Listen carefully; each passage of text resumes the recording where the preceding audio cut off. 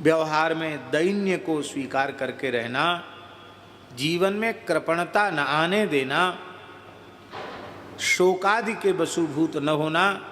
क्योंकि यदि संसार की किसी भी व्यक्ति वस्तु पदार्थ के प्रति हमारी महत्व बुद्धि है तो उतने अंश में भगवान के प्रति महत्व बुद्धि कम हो जाएगी, फिर उसकी प्राप्ति में हर्ष होगा, उसके नाश में शोक होगा। इसलिए भगवान के प्रति ही महत्व बुद्धि रखना, जागतिक पदार्थों के प्रति महत्व बुद्धि न होना, ये है शोकादि के वशीभूत न होना। और किसी भी देवी देवता का तिरस्कार नहीं करना। और महाराज जी ये तो स्थूल बात हुई, किसी देवी देवता का तिरस्कार नहीं, किसी भी प्राणी का तिरस्कार न करना। और किसी भी प्राणी का नहीं, चराचर में है ऐसी कौन व्यक्ति वस्तु पदार्थ जहाँ परमात्मा की सत्ता न हो, इसलिए किसी का भी तिरस्कार न करना पैर से।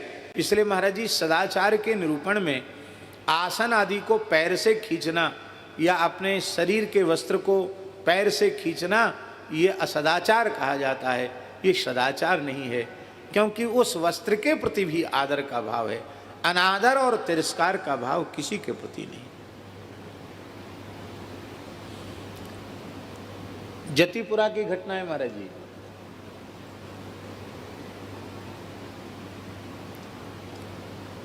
प्रमाद पूर्वक भगवान के रसोई में सेवा करने वाले जो महानुभाव थे, वैष्णव थे, उनसे प्रमाद हो गया और चावल धोते समय नाली में बह गए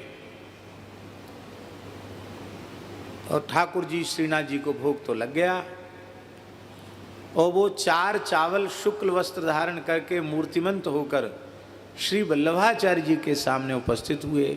रोते हुए उन्होंने कहा कि हमने जन्म लिया, हमको कूट पीस के निकाला गया, हमारे में कोई भी ऐसी विकृति नहीं थी कि जो हम भगवान के भोग में पहुंचने के योग्य न हो, लेकिन प्रमादवश बिना किसी अपराध के हमको नाली में बहा दिया गया। अब भगवान मेरा जीवन तो व्यर्थ हो गया, मैं क्या करूं? तब आपने कहा कि मैं अपने संकल्प से तुमको गोलोक भेजता हूं।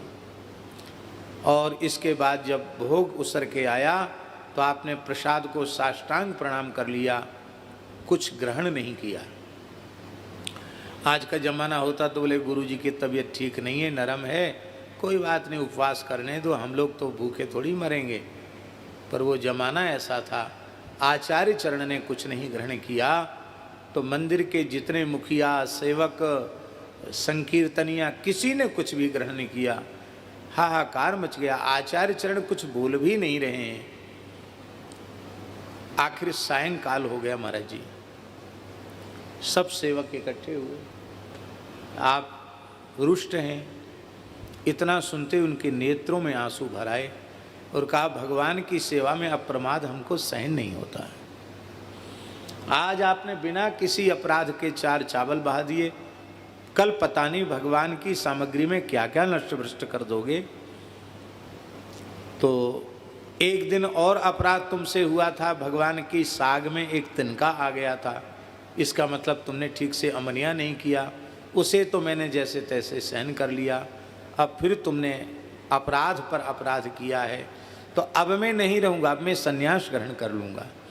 मैं संन्यास ग्रहण कर लूँगा तो फिर तुम्हारे ऊपर भार होगा, तुम जैसे चाहो वैसे करो, हमको ये दिन नहीं देखना पड़ेगा। सबने चरण पकड़े और कहा नहीं महाराज, अपराध क्षमा।